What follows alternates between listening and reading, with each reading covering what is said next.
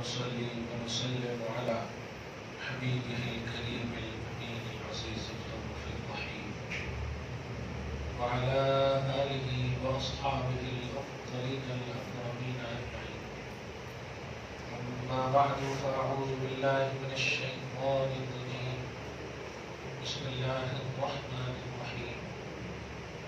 وقالوا لولا نزل عليه آية من ربه قل إن الله قادر على أن ينزل آية ولكن أكثرهم لا يعلمون. صدق الله العظيم.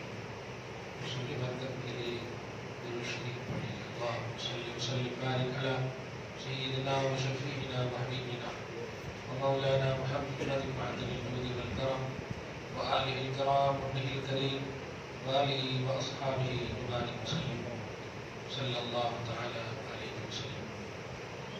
سورہ انعام سورہ نمبر 6 کی آیت نمبر 36 تک کا درس ہو چکا ہے. 36 سے گزشتہ درس میں اس بات کی شرح کی گئی تھی کہ حضور پاک صلی اللہ علیہ وسلم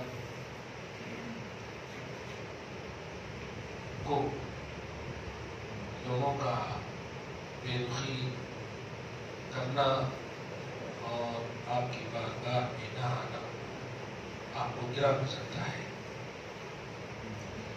آپ لوگوں کے ایمان اور ہدایت پر حریص ہیں، یہاں تک کہ وہ لوگ جو محروم القسمت ہیں، ابدی طور پر جن کی قسمت میں ایمان اور ہدایت نہیں ہے، نبی اعظم صلی اللہ علیہ وسلم کی تعریف قلبی کے لیے اللہ پاک نے فرمایا حبیب مکرم زمین میں آپ سرنگ بنا دو یا آسمان پر چڑھنے کے لیے سیڑھیاں لگا دو اور پھر بھی ان کے سامنے نشانیاں لاؤ تو چونکہ ان کی قسمت میں ہدایت نہیں ہے اس لیے یہ ہدایت قبول نہیں کریں گے. اس کا صاف مطلب یہ ہوتا ہے کہ ایمان بھی یہ محض اللہ کی عطا و توفیق سے ملتی ہے. یہ ایسی چیز ہے، اللہ کا بڑا احسان ہے کہ ہم سب کو اللہ پاک نے اپنے حبیب پر، کتاب پر، بعض بعد موت پر، غرضے کی ضروریات دین جو بھی ہے ان سب پر ایمان لانے کی توفیق بخشی ہے. چنانچہ سورہ حجرات میں اس بات کی صراحت بھی ہے 26 میں کہ یمنون علیک ان اسلموا قل لا تمنوا علی اسلامکم بل اللہ یمن علیکم ان ہداکم للایمان ان کنتم صادقین. لوگ اسلام لا کر آپ پر احسان کی بات نہ کہیں، بلکہ اللہ کا احسان ہے کہ آپ کے صدقے میں، آپ کی وجہ سے اس نے ایمان کی ہدایت نصیب فرمائی. اس لیے ہم مسلمان ہیں تو ہم نے اللہ رسول پر احسان نہیں کیا ہے، بلکہ اللہ نے ہم پر احسان کیا ہے کہ ہمیں اسلام کی دولت نصیب فرمائی. آج کی گفتگو ایمان اور کفر یعنی مومن اور کافر کے حوالے سے ہی ہے کہ اگر اللہ نہ چاہے تو آپ ہدایت نہیں پا سکتے، اللہ چاہے تو رکاوٹیں جو بھی ہو ہدایت آپ کو مل کر رہے گی. اللہ پاک ہمارا ایمان ایسا ہی ٹھوس رکھے کہ اس کی چاہے بغیر کچھ نہیں ہو سکتا. مولا اس کی چاہت کے لیے ہم سب کو صحیح فکر نصیب فرمائے کہ وہ ہمیں چاہنے لگے اور ہم جو پھر چاہیں وہ ہماری چاہت کو پوری فرمائے. رب فرماتا ہے وقالوا لولا نزل علیہ آیۃ من ربہ. کافروں نے کہا، غیروں نے کہا، نان بلیور جو نہیں مانتے ان لوگوں نے کہا لولا نزل علیہ آیۃ من ربہ. بتاؤ ہم تو مسلسل تمہارا انکار کر رہے ہیں اے محمد، ہم تو مسلسل تمہارا انکار کر رہے ہیں، مگر تمہارے انکار کی وجہ سے اللہ کوئی عذاب کیوں نہیں نازل کرتا؟ کیا بے تکی باتیں ہیں، کوئی آیت کیوں نہیں نازل کرتا؟ تو اللہ پاک فرماتا ہے قل حبیب مکرم کہہ دیجئے ان اللہ قادر علی ان ينزل آیہ، اللہ تو اس بات پر قادر ہے کہ وہ کوئی نشانی نازل کر دے، لیکن تم نہیں جان رہے ہو کہ صرف تم بچے ہوئے ہو اس کے حبیب کی وجہ سے، کیونکہ اس کا حبیب نہیں چاہتا کہ میری امت کو ایسی تکلیف ہو جیسی پچھلی امت کو ان کے نبیوں کی تکذیب کی وجہ سے ہوئی ہے۔ تو میں جو بچائے ہوا ہوں، اپنی عذاب کو روکے ہوا ہوں، اس کی وجہ تم امت محمدیہ میں ہو۔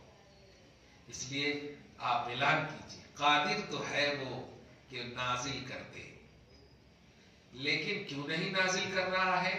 لیکن اکثرهم لا یعلمون، اس بات سے تم نہ واقف ہو۔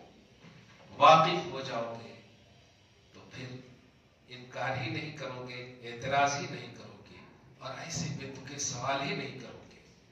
ایک بات یاد رکھیے، جب بھی آپ پوری تاریخ اسلام کا مطالعہ کر لیجیے کہ رسپیکٹ اور احترام یہ صرف بلیور اور مسلمانوں کی قسمت میں اللہ پاک نے رکھا ہے۔ چنانچہ خود قرآن میں ہے العزت للہ ولرسولہ وللمؤمنین، کہ عزت صرف اللہ کے لیے ہے، اس کے رسول کے لیے ہے اور مومنوں کے لیے ہے۔ میں جو بتانے جا رہا ہوں کہ جب تک کوئی ایمان نہیں لاتا ہے نبی کے ذریعے سے اللہ کو، اللہ کی توحید پر، ان سب کو نہیں مانتا ہے، آپ ان کے انداز کو دیکھیے، وہ اتنا سمپل خطاب کرتا ہے، اتنا سمپل پیش آتا ہے نبی سے، جیسے دیکھیے اے محمد، اے محمد، یہ فرق آپ ذرا محسوس کیجیے۔ محمد یہ بتاؤ، محمد وہ بتاؤ، کیوں نہیں نازل ہو رہا، ایک دم سمپل۔ لیکن جب ایمان لے آتا ہے کوئی تو آپ غور کریں گے تو ہمیشہ یہی جملہ یا رسول اللہ اس کی خبر دیجیے، سنٹینس میں ایک دم تبدیلی آ جاتی ہے۔ ایمان سے پہلے ایک دم کوئی احترام، اس کا مطلب کہ اللہ پاک نے آپ کو، ہم سب کو جو ایمان والا بنایا ہے، اسی ایمان میں احترام رسالت کو بھی رکھا ہے۔ ایمان کی پہچان ہے کہ پروفیٹ محمد صلی اللہ علیہ وآلہ وسلم کی تعظیم۔ کسی بھی صحابی نے کہہ رہا ہوں سمپل سینٹنس کے ساتھ نبی کو کبھی نہیں خطاب فرمایا، اپنی جانب مخاطب نہیں کرنا، کیونکہ قرآن میں کہہ دیا گیا تھا لا تجعلوا دعاء الرسول بینکم کدعاء بعضکم بعضا، یہ لوگوں اے ایمان والو، رسول کو ایسے مت پکارنا جیسے آپس میں ایک دوسرے کو پکارتے۔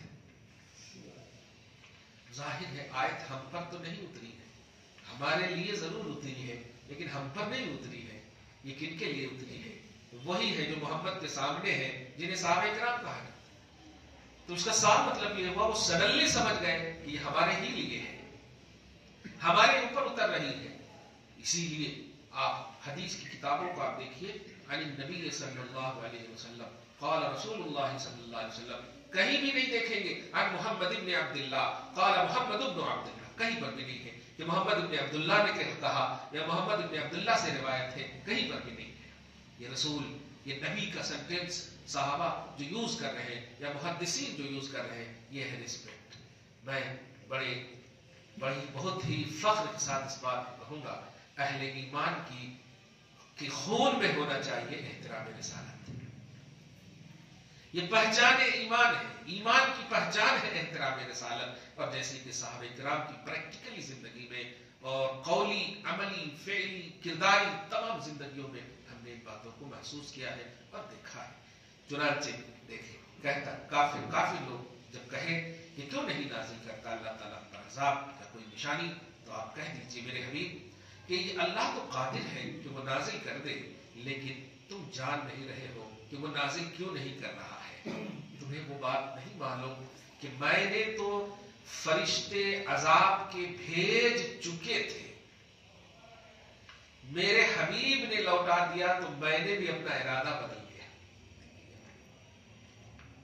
عذاب کے فرشتے بھیج چکے تھے، تو امت محمدیہ پر جو عمومی عذاب نازل نہیں ہو رہا ہے، باوجود کہ آپ ہم ہم سب خود اپنی آنکھوں سے گناہوں کے انبار دیکھ رہے ہیں. آپ پچھلی امت کا ملاحظہ کیجئے کیا کیا تھا. کوئی ایک گناہ میں ملوث تھی، لواطت میں ملوث، زنا میں ملوث، سود خوری میں ملوث، یہ سب میں ملوث. یہ امت تو ہر گناہ میں ملوث ہے، پھر بھی عذاب نہیں. وہاں ایک گناہ میں ملوث تو عذاب ڈال دیا اللہ نے. پچھلی امت قوم لوط کو آپ ملاحظہ کیجئے. لوط میں مرد میں جیسے ہوموسیکسولیٹی ہے نہیں، مرد میں، یہ اس قوم کی بات ہے. آپس میں مرد خواہش کی تکمیل کرتے تھے. اللہ پاک نے کہا نہیں، خواہش کی تکمیل کے لیے ہم نے عورتوں کو رکھا ہے، ہم نے پیدا کیا، میری فطرت ہے. نہیں مانا، اللہ نے عذاب ڈال دیا. ایسا عذاب ڈالا کہ جس حالت میں وہ لوگ غلطی کر رہے تھے اسی حالت میں عذاب ڈال دیا.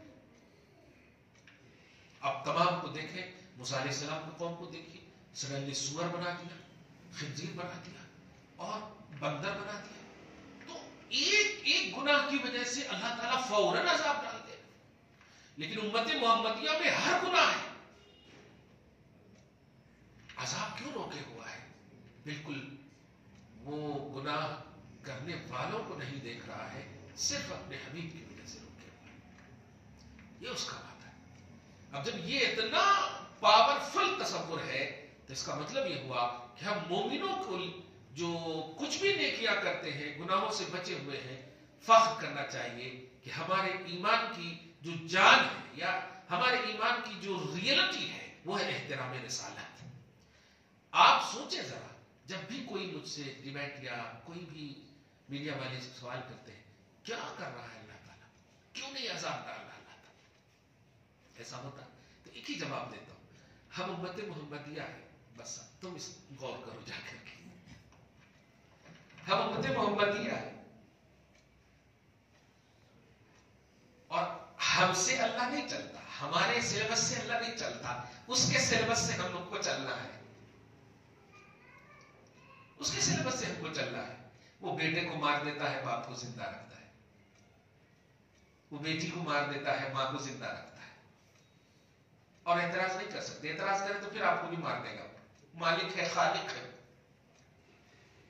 تو اللہ کیا کرتا ہے، کیوں کرتا ہے، یہ سوال کرنے کا حق ہی نہیں مخلوق. وہ اللہ ہے، آسمان و زمین کا خالق، مالک ہے. نہیں اعتراض کر سکتے. آپ کو بلیو کرنا ہے، آپ کو ماننا ہے. وہی اللہ فرما رہا ہے امت محمدیہ میں عمومی عذاب نہیں ڈالوں گا مگر یہ گناہگاروں کی وجہ سے نہیں، حبیب کی وجہ سے، محمد عربی صلی اللہ علیہ وسلم کی وجہ سے. اللہ بس اسی سوچ میں ہمیں دے دینا. بخدا کہہ رہا ہوں، نیکیاں انشاءاللہ ہماری آٹومیٹک آئے گی، کیونکہ ہم اتنا تو سوچ لیتے ہیں نا کہ 20 سال 30 سال 40 سال انجوائے کی زندگی ہے. لیکن آپ ذرا سوچیے، اگر گناہ کر کے اللہ عذاب نہ ڈالے اور اسی حالت میں انتقال ہو جائے تو پھر وہ حساب جب لے گا تو آپ ذرا سوچیے کیا کیا حساب دیں گے. ایک ہی سوال کرے گا، میں نے تو حبیب کی وجہ سے مہلت پہ مہلت، موقع پہ موقع دی، تم نے نہیں. تم تو سب سے بڑے نبی کے امت تھے، سب سے بڑے نبی کی امتی تھی، تو اب تم کو سب سے بڑا عذاب بھی دیا جائے گا. مہلت تو میں نے دنیا میں دیا ہے، یہ وعدہ تھا. یہاں مہلت نہیں. اگر مہلت کو صحیح یوز کیا ہوتا تو پھر یہاں جزا ملتی، اور صحیح یوز نہیں کیا تم نے، اس لیے آپ اسی کنٹینیوٹی کی بنیاد پر اب تو تمہیں سزا ملے گی. تو یہ چیزیں اگر ہمارے دماغ میں آ جائے، امت کی کوئی بیٹی یا کوئی بیٹا غلط کاری کی طرف جائے گا ہی نہیں. اصل ون سائڈڈ سوچ لیتا ہے، ہم بچے ہوئے نبی کی وجہ سے تو ٹھیک ہے نا، کر لیتے ہیں اور گناہ معاذ اللہ. وہ یہ نہیں جانتا کہ اگر اسی حالت میں ایکسیڈنٹ ہو گیا، اسی حالت میں ہم مر گئے، اسی حالت میں، کیونکہ کبھی عمومی عذاب اللہ نہیں ڈالے گا، لیکن سڈنلی اگر ناراض ہو جائے، غصہ ہو جائے، قہر کی صفت میں، اس کی شان تو ہر دن ایک نئی نہیں. کل یوم ہوا فی شان، ہر دن ایک نئی شان میں ہے. وہ صفت قہاریت میں اگر ہو امیڈیٹلی مار سکتا ہے کہ نہیں؟ سب کو نہیں مار سکتا، لیکن جس سے ناراض ہو مار سکتا ہے. اس لیے اللہ پاک کے خاص طور سے امت محمدیہ کے جو بندو، یہ کہ آپ اپنا لیول، اپنا اسٹیٹس سمجھیے کہ نبی کی وجہ سے اگر یہ لیول اور اسٹیٹس ہے تو آپ اپنے اعمال میں بھی وہ اسٹیٹس لائیے تاکہ خدا فخر کرے کہ میں نے جس امت میں تمہیں پیدا کیا ہے اور جس بیس اور مقصد پہ پیدا کیا ہے وہ تم نے لایا ہے میری بارگاہ میں، میں خوش ہو گیا. یہ ہے بات. ورنہ آپ بتائیے جن امتیوں نے پچھلی امت میں نبیوں کو بلیو کیا ہوگا، کیا اللہ جنت دے گا کہ نہیں؟ بالکل دے گا. تو پھر آپ میں ہم میں فرق کیا رہا؟ آپ کو بھی جنت ہی ملے گی، اور جو بلیور قوم ہے جیسے آصف بن برخیا سلیمان علیہ السلام کی امت میں ولی ہے، جنت میں جائیں گے کہ نہیں؟ نبی تو نہیں. مطلب جتنے بھی نبیوں کو بلیو کرنے والے قوم ہوں گے، لوگ ہوں گے، جنت تو دے گا اللہ تعالیٰ. اور پھر آپ کو بھی جنت دے رہا ہے. فرق کیا رہا آپ کا؟ نہیں، آپ کو صرف جنت دینے کے لیے پیدا نہیں کیا ہے، جنتی بھی آپ پر رشک کرے اس لیے آپ کو پیدا کیا ہے. آپ کے ایسے اعمال ہونے چاہیے. آپ کا یہ لیول ہے، یہ اسٹیٹس ہے. اسی لیے تو نبیوں نے بھی حسرت کی کہ اللہ ہمیں بھی امت محمدیہ میں پیدا فرما دے. اور ان کی حسرت اللہ پاک نے اس طرح سے پوری فرمائی کہ محمد عربی صلی اللہ علیہ وسلم کو مطلب سامنے رکھ کر کے کہا سب ایمان لے آؤ. سارے نبیوں کو امت میں شامل ہونے کا شرف دیا اور امامت کبریٰ بھی عطا فرمائی. جب معراج میں گئے مسجد اقصیٰ سے مسجد حرام سے مسجد اقصیٰ، سارے انبیاء کرام مقتدی بن کر کھڑے تھے اور محمد عربی صلی اللہ علیہ وسلم نے امامت فرمائی. تو میں یہ کہنے جا رہا ہوں کہ آپ کا لیول صرف یہ نہیں کہ آپ نیکی کر لو، زکات دے دو، حج کر لو، صدقہ کر لو آپ اور سمجھ جاؤ کہ اللہ تعالیٰ معاف کر دے. جنت پانے کے لیے آپ نہیں بھیجے گئے ہیں. آپ کا لیول کچھ اور ہے. آپ خدا کو راضی کرنے کے لیے بھیجے گئے. آپ کا اسٹیٹس بہت بلند ہے، اس لیے اس اسٹیٹس کو سمجھیے. خدا وحدہ لا شریک، امت محمدیہ جو ہے، نبی کی جو امت ہے، محمد کی جو امت ہے، اللہ پاک اس سے کچھ اور چاہتا ہے. وہ یہ چاہتا ہے کہ تم سارے نبیوں اور ساری امتیوں کے ایک فخر کا سامان بنو. عمر نے جب ایمان لایا تھا، ایمان لایا تھا، بس ایک ہی عمر تھے نا، ایمان لایا تھا. اللہ پاک نے ملائے اعلیٰ آسمانی مخلوق کو کہا آج پوروں کو چھٹی ہے، صرف عمر کے ایمان لانے پر خوشیاں مناؤ. قرآن پاک پارہ نمبر 11 میں آپ دیکھیں گے یا ایھا النبی حسبک اللہ ومن اتبعک من المؤمنین. اے نبی اللہ آپ کے لیے کافی ہے اور وہ جو مومنین جو آپ کی اتباع کرتے ہیں. لفظ مومنین پلورل کا سینٹینس ہے، مگر اس آیت کی تفسیر آپ دیکھیں گے تو یہاں مراد حضرت عمر ابن خطاب ہے کہ اے نبی اللہ آپ کے لیے کافی ہے اور آپ ایمان عمر لے آئے ہیں تو اب کوئی لائے یا نہ لائے عمر آپ کے لیے کافی ہے. اللہ پاک خوش ہوا، آیت نازل فرمایا، تمام مومنوں کے کب ایمان ایک طرف، عمر ابن خطاب کا ایمان ایک طرف. یہ اسٹیٹس چاہتا ہے. آپ اکیلے ہیں نہیں، آپ ایسے ہو کہ پچھلی امت آپ پر رشک کرے، پچھلی قوم آپ کو دیکھ کر خوش ہو. یہ بار بار کہا بھی گیا آپ کو. اللہ پاک ہمیں ایسی سوچ نصیب فرمائے. آگے دیکھیں اللہ فرماتا ہے وَمَا مِن دَابَّةٍ فِي الْأَرْضِ وَلَا طَائِرٍ يَطِيرُ بِجَنَاحَيْهِ. اور زمین میں ہر چوپائے، پرندے، رینگنے والے جو بھی ہیں، وَلَا طَائِرٍ، اور وہ پرندے جو اپنے بازوؤں سے اڑتے رہتے ہیں. یہاں پر دیکھیے کتنی اچھی تفصیل مثال دے رہا اللہ تعالیٰ. یہ تو تمہاری طرح امت ہے، تمہاری طرح امت ہے. ان کو بھی اللہ تعالیٰ رزق دیتا، ان کو بھی کھلاتا پلاتا. آپ تو نہیں کھلاتے پرندے کو، آپ تو نہیں کھلاتے چوٹیوں کو، اللہ کھلاتا. تو پھر خالی کھانا پینا اگر مقصود ہے تو پھر تو ایکول ہو گئے نا. نہیں، تمہارا لیول کچھ اور ہے. اس کو میں اس لیے دوں گا، اس کے پاس کچھ نہیں، میں نے حکم دیا ہے اور یہ اس لائق نہیں ہے کہ یہ مطلب تجھ جیسی عبادت کرے. یہ اشرف المخلوقات نہیں ہے، لیکن امت ہے، امت ہے. ان کے لیول کے حساب سے میں نے تسبیح، عبادتیں، ریاضتیں ان کو دے دی ہیں ان کے حساب سے. جیسے اب دیکھیں حضرت موسیٰ علیہ السلام کا وہ مشہور واقعہ جو بخاری کی حدیث میں، جا رہے تھے، سوراخ میں چونٹیاں تھیں، آگ لگا دی. منع فرمایا اللہ پاک نے وحی بھیج کر کے اور کہا تم نے اپنی امت کی ایک قوم کو جلا ڈالا، ایسا نہ کرو. کہا کیا کیا؟ وہ تسبیح پڑھ رہی تھی، وہ تسبیح پڑھ رہی، وہ میری مخلوق ہے، تم کو جو ذمہ داری دی گئی ہے بس اس ذمہ داری پر دھیان دو. اسی لیے شریعت محمدی بھی یہی ہے کہ چوٹی جب تک آپ کو کاٹے نہیں اسے مار نہیں سکتے، ورنہ اللہ پوچھے گا میدان محشر. مار نہیں سکتے جب تک وہ آپ کو ایزا نہ دے، آپ اسے مار نہیں سکتے، مسل نہیں سکتے. ہم لوگ ہوتا کیا ہے ایسے ایسے کر کے مسل دیتے ہیں، نہیں مسل سکتے. یہ شریعت محمد. تو آپ کا جو لیول ہے بہت اعلیٰ لیول. اللہ فرماتا ہے یہ پرندے، یہ چوپائے سب کو میں دیتا ہوں، تم کو بھی میں دیتا ہوں، تو برابر ہی ہو گئے نا. لیکن تم سے حساب لوں گا، اس سے حساب نہیں لوں گا.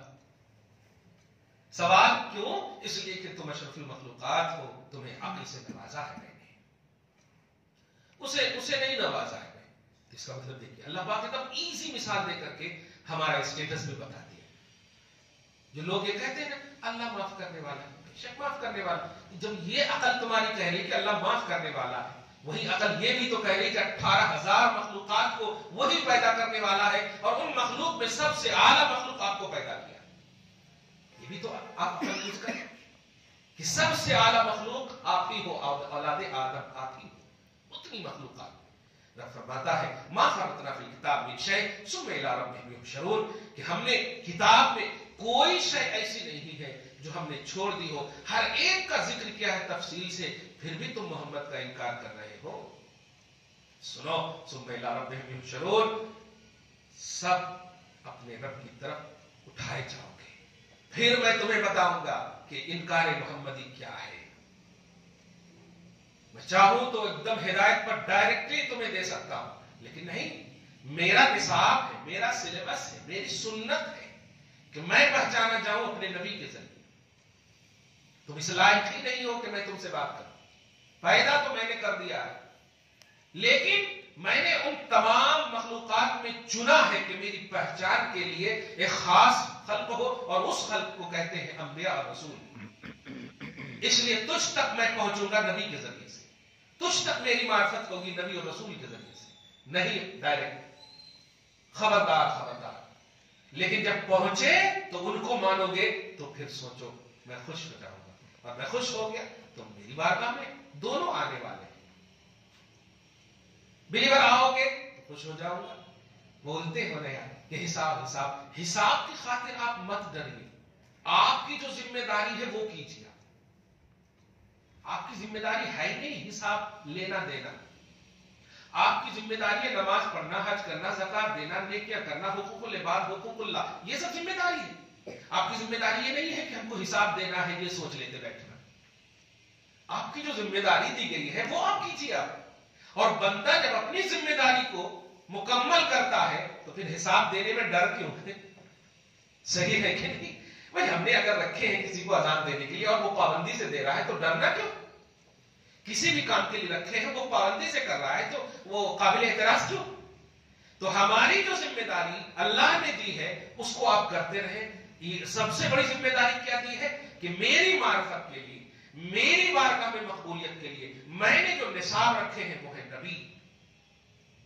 نبی کی ادا کو دیکھو، ان کے طریقے کو دیکھو، ان کی صبح شامی زندگی کو دیکھو. انہوں نے جو کہا ہے وہ مانو. بس یہی مان تمہاری ساری مان کو رکھ لے گا میری بارگاہ میں، پھر میں مانوں گا. یہی مفہوم ہے عرب کے ان لوگوں کو خطاب کرتے ہوئے کہہ رہا ہے اللہ پاک کہ لوگوں 40 سال تک میں نے تمہارے سامنے اس نبی کی تربیت خاص فرمائی، جبکہ عیسیٰ علیہ السلام کو میں نے 40 دن میں اعلان کروا دیا کہ آتانی الکتاب وجعلنی نبیہ.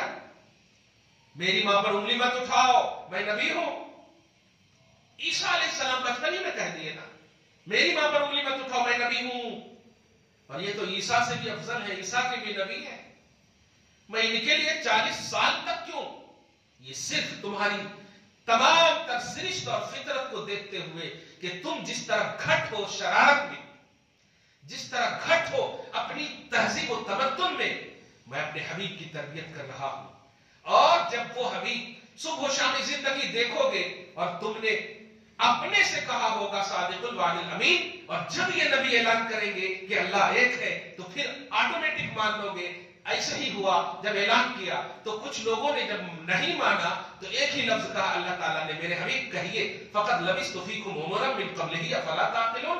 40 سال اعلان رسالت سے پہلے جو میری زندگی گزر رہی تھی، تم تو اپنی امانتیں میرے پاس رکھتے تھے، کس بنیاد پر؟ میں امین ہوں۔ تم تو وعدہ کرتے تھے، کس بنیاد پر؟ میں سچا ہوں۔ تم سوتے تھے آرام سے، میں امانت کی حفاظت کرنے کے لیے محمد ہے یہ سوچتے ہوئے۔ تو میں 40 سال تک تم میں رہا، تم کو میں نے کچھ نہیں کہا، صبح و شامی زندگی دیکھ کر تم نے مجھے سچا کہا۔ آج میں ہی بول رہا ہوں اور اپنی عبادت کے لیے نہیں، اللہ کی عبادت کے لیے، تو میں غلط کیسے ہو سکتا؟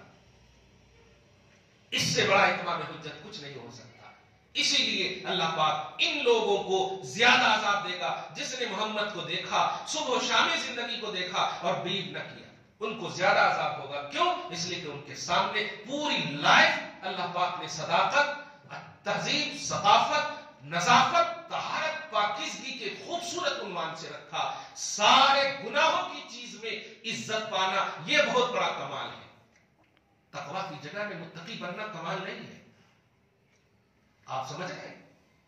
متقی جگہ ہو، پرہیزگار جگہ ہو، اچھے ماحول ہو، اچھے ساری چیزیں اچھی ہو، وہاں اچھا بننا کمال نہیں ہے۔ عرب کی وہ سرزمین جو ایک مطلب چوٹی کے برابر بھی جگہ نہیں تھی جہاں کے اچھائی کا عنوان بن سکے، آوارگی، عیاشی، تمام تر برائیاں وہاں جنم لے رہی تھی۔ ایسی جگہ میں اگر کوئی عزت پاتا ہے تو اسے محمد کہتے ہیں، اسے انسان کامل کہتے ہیں، محمد کہتے ہیں۔ ایسے ماحول میں عزت پانے والا نبی اس کو نہیں مانو گے تو میں سمجھتا ہوں کہ تمہارے جیسا بدقسمت کوئی نہیں ہو سکتا۔ اس لیے ان لوگوں کو زیادہ عذاب ہوگا۔ اور اللہ پاک کا بڑا احسان ہے، ہم نے بے دیکھے اسی انسان کامل محمد کو مانا، الحمدللہ۔ یہ بہت بڑا فخر کا عنوان ہے۔ دعا ہے اللہ تعالیٰ آج اس خصوصی گفتگو کو حبیب پاک صاحب الاولاد کے وسیلے سے قبول فرمائے، اپنی شان کریمی کے مطابق اجر عطا فرمائے، گھر بار میں اولاد میں برکت عطا فرمائے، نسلوں کی بخشش فرمائے، نسلوں کی حفاظت فرمائے۔